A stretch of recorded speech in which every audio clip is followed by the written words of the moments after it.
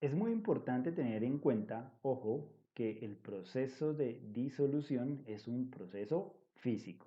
¿Qué significa que sea un proceso físico?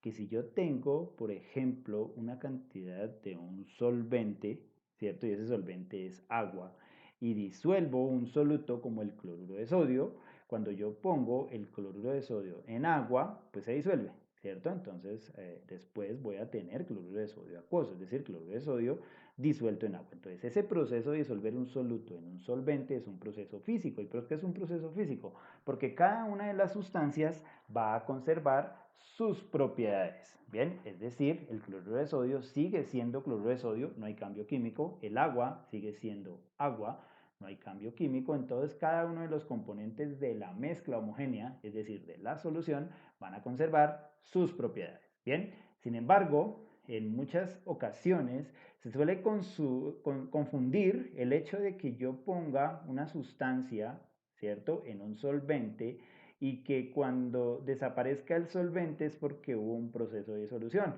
No necesariamente. Muchas veces puede haber una reacción química. Entonces, el hecho de que el soluto desaparezca al hacerse un contacto con un solvente no significa necesariamente que la sustancia se haya disuelto y que allí tengamos un cambio físico, porque puede ser también un cambio químico. Bien, volvamos a nuestro ejemplo anterior.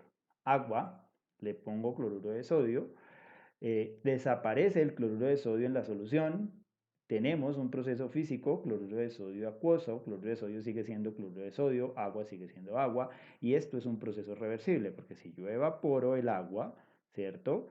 Se va, cambia de estado, y en el fondo del recipiente puedo obtener el cloruro de sodio. Entonces es un proceso reversible, yo puedo volver a recuperar a cada una de las sustancias originales. Bien, pero si tenemos, por ejemplo, una solución de ácido clorhídrico, tengo ácido clorhídrico como el líquido, bien, y le pongo, por ejemplo, níquel, entonces yo le pongo níquel al ácido clorhídrico, ¿qué voy a observar? Pues voy a observar que efectivamente el soluto, que en este caso sería níquel, cuando lo pongo en la solución va a desaparecer, bien, pero cuando desaparece y la solución toma un color, por ejemplo, verdecito, no significa necesariamente que se esté disolviendo, porque esta reacción además viene acompañada con un burbujeo de gas, ¿vale? Entonces, acá lo que estamos teniendo no es un proceso físico de disolución, sino que lo que estamos teniendo es un proceso químico, ya que el níquel reacciona con el ácido clorhídrico y me va a formar cloruro de níquel, hidrógeno y pues voy a tener agua. Pero fíjense que el níquel cambia su estado de oxidación, deja de ser níquel sólido para volverse cloruro de níquel. Bueno, realmente voy a tener ese níquel ionizado, ¿cierto? Pero además de eso, parte de el solvente, que sería ácido clorhídrico acuoso, bien, va a reaccionar y se va a convertir en hidrógeno. Entonces estamos cambiando, ojo, las características del soluto y solvente, hay un cambio químico, las sustancias dejan de ser ellas mismas. Entonces no hay que confundir una solubilidad, bien, o un proceso de preparar una solución con un soluto que se mantiene intacto dentro del solvente a una reacción química en donde pongo una sustancia con otra a reaccionar, bien, forma dos sustancias diferentes, pero aparentemente a simple vista pareciera ser un proceso de disolución. Bien, entonces chicos, es muy importante tener en cuenta que una cosa es un proceso en una reacción química y otra cosa es preparar una disolución. Importante, las soluciones acuosas pueden tener unas propiedades que se conocen como propiedades electrolíticas. ¿A qué hacen referencia las propiedades electrolíticas? Las propiedades electrolíticas hacen referencia a la capacidad que puede tener una solución acuosa de conducir o no conducir la electricidad. Bien, entonces las soluciones acuosas pueden tener o no propiedades electrolíticas. Bien, aquí hablamos entonces de electrolitos y de no electrolitos. Los electrolitos son solutos que cuando se ponen en una solución acuosa son capaces de conducir la electricidad. Bien, entonces electrolitos, solutos que cuando se ponen en agua, se disuelven en agua, me forman una solución acuosa que es capaz de conducir la electricidad. Por el contrario, los no electrolitos serían solutos que cuando yo los pongo en agua y formo una solución acuosa, no serían capaces de conducir la electricidad. Entonces tengo electrolitos y tengo no electrolitos. Bien, entonces hasta aquí está muy sencillo este tema, ¿no? Los electrolitos, solutos que en agua forman soluciones que son capaces de conducir la electricidad, no electrolitos, solutos que en agua no son capaces de conducir la electricidad.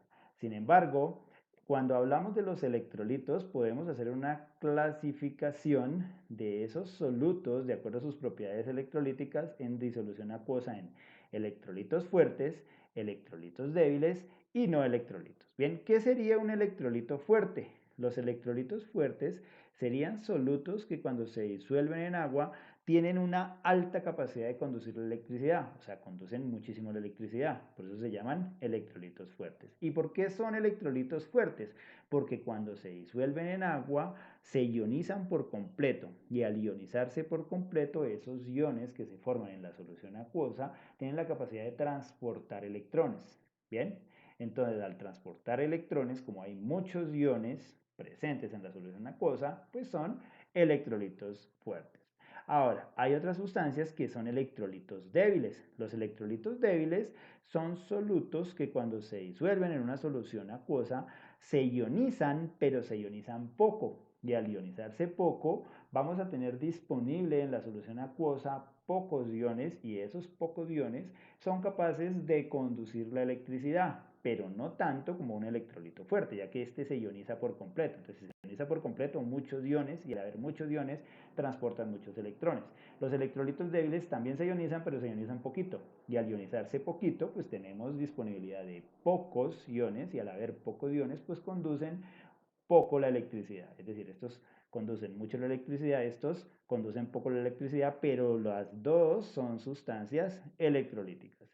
Ahora, tenemos unas sustancias que no son electrolitos. ¿Por qué no son electrolitos? Porque cuando se disuelven en una solución acuosa, pues no forman iones. Y al no formar iones, al no ionizarse, pues no pueden conducir la electricidad porque recuerden que los que transportan los electrones, que recuerden la electricidad es un flujo de electrones, los que transportan los electrones en la solución son los iones. Y si no hay iones, no puede haber conducción de electricidad y no serían electrolitos. Bien, ojo, muy importante, no confundir solubilidad con electrolito fuerte. Hay sustancias que se solubilizan muy bien, pero que no conducen la electricidad. Por ejemplo, el metanol, por ejemplo, la urea y el metanol son solubles en agua. Bien, usted pone el soluto en agua y desaparece, se solubiliza por completo y es un proceso físico, pero no me forma iones. Y al no formar iones, pues no conduce la electricidad, pero se disuelve muy bien, ¿vale? Mientras que, por ejemplo, el ácido clorhídrico se solubiliza muy bien en agua y además conduce muy bien a la electricidad porque es un electrolito fuerte. Bien, estos también son solubles en agua, pero se ionizan poquito y al ionizarse poquito conducen muy poco la electricidad.